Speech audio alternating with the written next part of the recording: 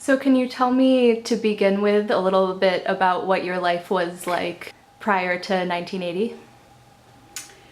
Yeah, actually, I grew up in Hanover, New Hampshire, and I grew up on skis, and I was a great skier. I was captain of my high school ski team.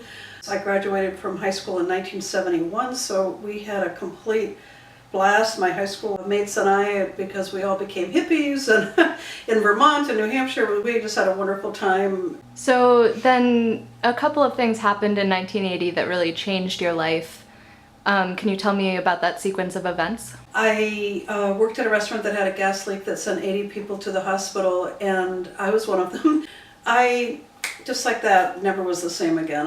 Then our apartment building was exterminated with a pesticide that's so neurotoxic it was taken off the market in 1986, and I got really, really sick. I went into a deep clinical depression, and still nobody knew what was the matter with me, and this was so atypical of me as a person. And 3 months later they exterminated the apartment again, and I literally drove myself to the psychiatric unit at Yale New Haven Hospital, and I just was like, you've got to fix me, I don't know what's the matter, something's happened to me.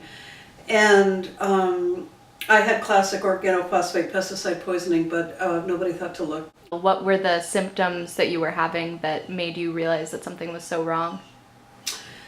Well, one of the symptoms of organophosphate pesticide poisoning is feelings of aggression, and I had them. That's what scared me out of my wits. I felt sort of violent impulses, actually, and this was so not me, and I was like, I just gotta take myself to the hospital, and I did, and my world had turned black. I can't even tell you. So can you tell me a little bit about what the experience was like in the hospital? Whew, boy, it's something I really never talk about or think about.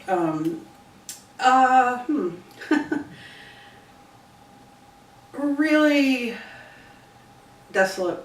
I mean, I remember looking out the window, and I mean, I didn't know if I'd ever be out there again. And I felt devastated for my husband. And I don't know where I'd gone. It was like the blackest time of my life. What were you being treated for? They diagnosed me as an atypical manic depressive, and they tried me on lithium, and that didn't work. They tried me on a lot of different drugs, and it was finally Xanax that calmed my central nervous system down, but as soon as I found out what was really the matter with me, I got very addicted to it. I painstakingly broke the pills so that I got off of it. Maybe it took me 6 months, maybe. So can you tell me more about how you were properly diagnosed? I'm just incredibly lucky. I have a sister who's a biochemist, and she felt like, oh my gosh, Annie was totally fine, and then she was totally not fine, and I've got to find somebody that can help her. And she found one of the first environmental medicine doctors in the world, actually. And I went to them, and they tested me for things, and I was literally off the scale for everything they tested. As I said, we were way ahead of the time, so this wasn't common knowledge, and of course everybody thought I was a complete lunatic. Some people probably still do, but nonetheless, unbelievable that I've lived in a healthy home ever since. And so now that's 25 years later, I've led a completely normal life, but I had to learn how to live without chemicals. And so I got well enough to have my daughter, and that was just the joy of my life. So obviously, now 25 years later, you're well known as a world expert in green living, but how did that career start for you? Well, I had this little baby, and I needed to figure something out. I'd been a painter, so I was used to having things on the wall, and I started putting Post-its on this wall anytime I had an idea about what I could do. Everything sort of fell away, and I kept honing in on maybe doing a clearinghouse of information for non-toxic living. And then I think a really powerfully moving experience happened, which was Meryl Streep and Wendy Gordon Rockefeller got on the Today Show, and they were talking about these pesticides that they'd found on apples, and Meryl was very upset about it because she fed her 4 children Apple-related products for 3 meals a day, trying to do the right thing. And I was just, for the first time, empowered, like, oh my gosh, maybe I could do something. And so the next thing I knew, I wrote my first book.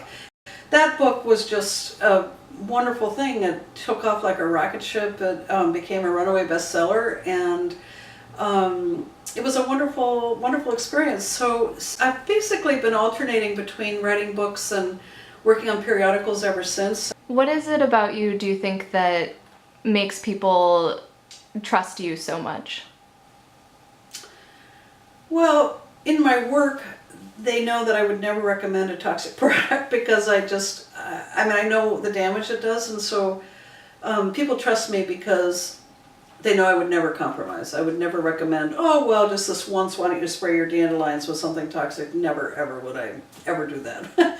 I guess it's, the greatest pain is the greatest gift. I had a really rough, rocky moment in my life there. I mean, it lasted for a long time, years, and you don't come out of that and then turn around and do things that you know are wrong. I shouldn't have lost 10 years of my life to what looked like a mental illness. It never should have happened. It shouldn't happen to people.